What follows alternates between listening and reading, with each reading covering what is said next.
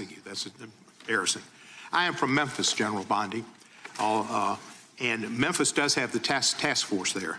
The Memphis Safe Task Force has been operating in Memphis for several months, and we do have a Democratic mayor, Paul Young, and he's not against the task force, but he is against ICE being in Memphis, and he's not in favor of the National Guard being in Memphis. And I concur with him on those positions. I think the DEA being there, the alcohol, tobacco, and firearms, the FBI, who have been in Memphis in other ways, having more people there is good for Memphis. Crime has gone down in Memphis, but it went down 25% before the task force got there under the direction of Mayor Young and Director Davis, Chief Davis.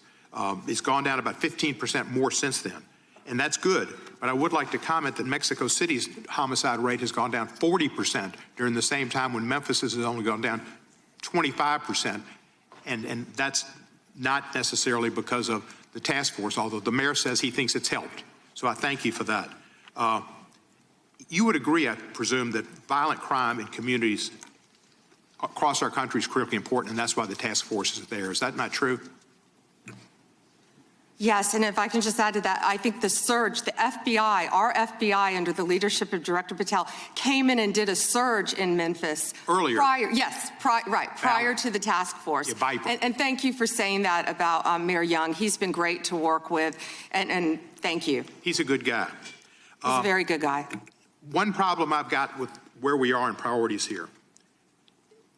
A recent Department of Justice, National Institute of Justice report based on arrest records in Texas and in California found that undocumented immigrants were less than half as likely as U.S.-born Americans to be arrested for homicide. And this pattern holds for assault, sexual assault, robbery, burglary, theft, and arson. Half as likely to be arrested for drug offenses.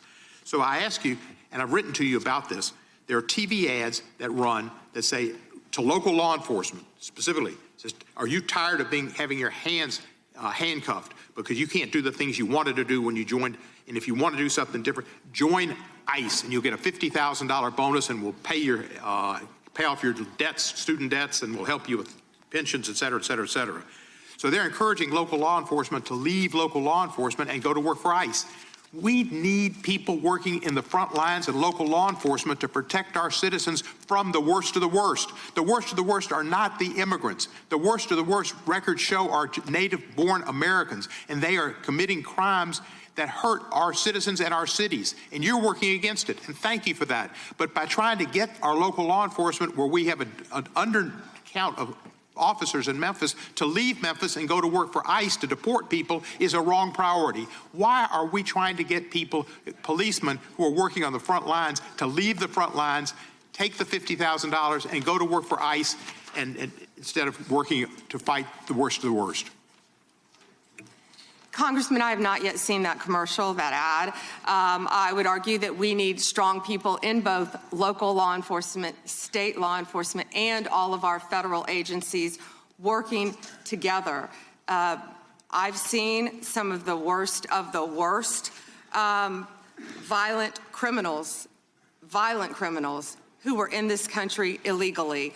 We both know that. And in Memphis, working hand in hand, I want to stick with Memphis and your mayor and what you discussed, because there have been nearly 6,000 arrests as of February 8th, and I think you agree with this, in your district, and almost 600 gang members. What we found in Memphis, a lot of the gangs are local gangs.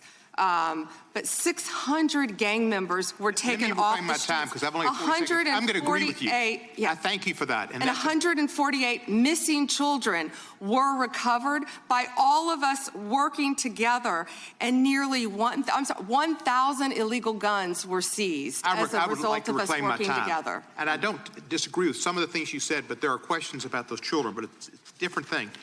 The fact is, ICE is running rampant, and you are not investigating them. When they killed Mr. Prete and Miss Good, that was an execution, and you did not investigate it. And you tried to investigate Miss Good's widow, and you tried to investigate Mr. Prete. They were executed like Kristi Noem executed her dog. And that was wrong. And you should investigate those people, and you should investigate anybody that uses a weapon, in federal official or not, for civil rights violations. I yield back the balance. Gentleman yields back his time.